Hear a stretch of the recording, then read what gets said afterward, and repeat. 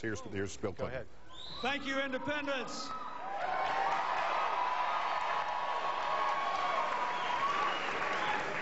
You ready to change this country? I want to thank our great friend, Congressman Emanuel Cleaver, for his leadership in Hillary's campaign. Hillary's colleague, Greg Meeks from New York, and Representative Kendrick Meek from Florida, they have been great, and he's looking forward to a big victory for us in Florida in just a couple of days.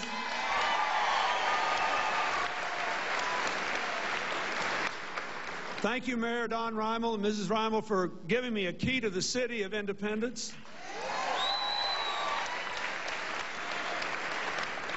I'll try not to open too many unwarranted doors tonight, but I like having a key.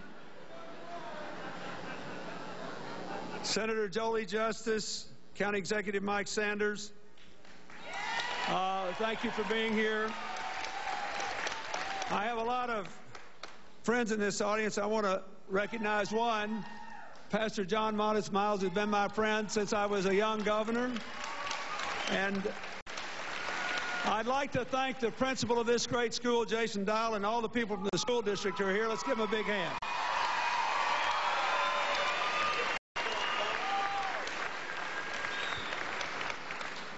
Ladies and gentlemen, this is an interesting race. And I was here a week ago after we won our great victory in Nevada, in St. Louis. We had several thousand people there. There are a lot of people outside tonight. We just finished in South Carolina today. Senator Obama won there. Hillary congratulated him, and I joined that. Now, wait a minute. No. He won fair and square. We went there and asked the people to vote for us. They voted for him. We congratulated him. Now we go to February 5th when millions of Americans finally get in the act of saying that. And let us begin with a clear statement. This country needs a change in direction. We need to change on the home front for the economy, for health care, and for education. We need to change around the world to restore America's standing as a leader for peace and freedom and cooperation. To do it, we need the right vision, the right plans, and the right leadership.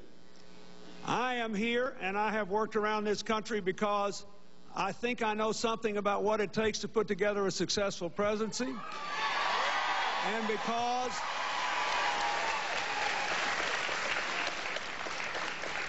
because today, in my current capacity, post-politics, I work with ordinary Americans and ordinary people all around the world. My library is in Arkansas. Some of you have visited. We have a school of public service there. My office is in Harlem in New York City. We work trying to help the 23 million Americans who get a check every 2 weeks or every month but don't have a bank account to get into the banking system so they spend billions of dollars a year in alternative financial transactions when they can't pay the bills they've got. We work on trying to fight the problems of childhood obesity and the exploding rate of diabetes among our young people, which threatens their future and the stability of our country and health care.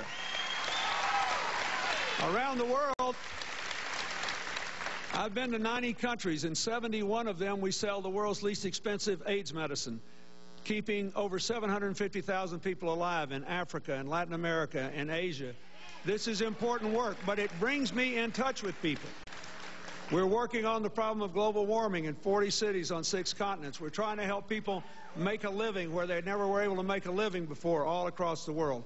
I say that to set this up. If I had never been married to Hillary, but I knew what I know about her service and her lifetime of making positive changes in the lives of other people in the United States Senate, often passing bills with Republican co-sponsors to move issues from child health to the health care of our veterans forward.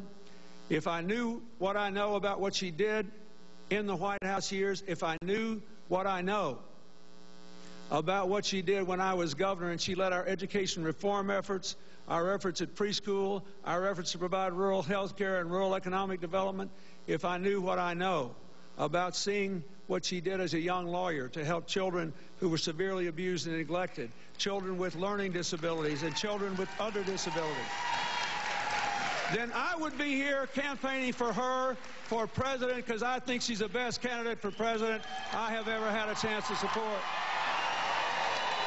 Now, former President Bill Clinton speaking on Senator Clinton's behalf after a thunderous defeat being projected by NBC News in the South Carolina Democratic primary. Many people have already voted in Florida, Joe. 400,000 Democrats have already voted. Barack Obama ran ads on cable TV. They played in Florida. That's all the Clintons needed to say, let's go in there. They're going to run up the score on him in Florida. Did you saw Bill Clinton? He looked like a loser to you. He is laughing, friend. The strategy has worked. Wait, Pat Buchanan, you know why he was laughing? Because he had a microphone and nobody could take it away from him. All right, let me tell you why he's laughing. Because the strategies work. They're going to play Mr. Nice Guy. The strategies work. Hold on a second, Pat. No, Pat, listen. Pat, you can let me answer the question.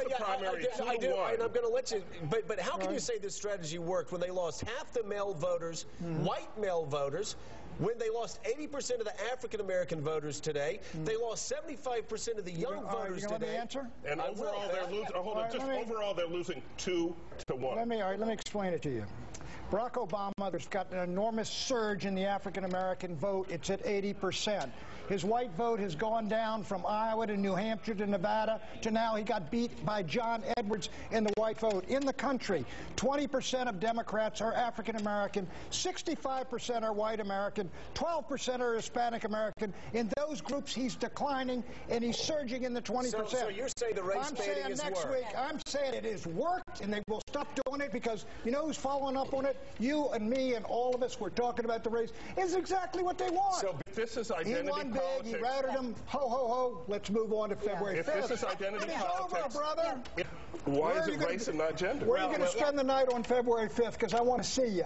Okay. Well, speaking of identity politics, Guy, of course, Congresswoman Sanchez said, yes, they vote for black people in South Carolina, but in California, we vote for women. Welcome to Identity Politics, 2008 style, Keith. You know what's so surprising to me, though, about this? Let's go back a week. Barack Obama sitting back in his chair. He's sitting there and he's smiling. And you know what? He compares Bill Clinton to Richard Nixon. He says, like Nixon, Clinton doesn't transform America, but Ronald Reagan does. And Bill Clinton takes the bait. He gets angry. He spends the last week beating up Barack Obama, and it's blowing up in his face. Barack Obama got under his skin. You know it did. The editorial board of that newspaper that, you know, Ronald Reagan was the last truly transformational figure. And to essentially say, and when I'm president, I'm going to be like Reagan. I'm going to transform America. I'm going to do what Reagan did and bring America to me. Bill Clinton doesn't like this young man, as he calls him, even though he was older. He was older than Bill Clinton when he became president.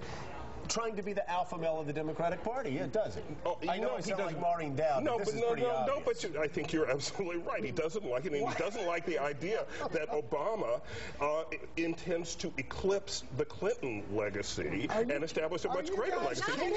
Are you kidding? Why is Bill Clinton smiling tonight, Joe? Pat, because he's got the microphone, Pat, because he is so arrogant that he's a center of attention. Very quickly. Why are all three of you so agitated? Very quickly. Because it worked. Microphone, Pat, because he is so arrogant that he's a center of attention.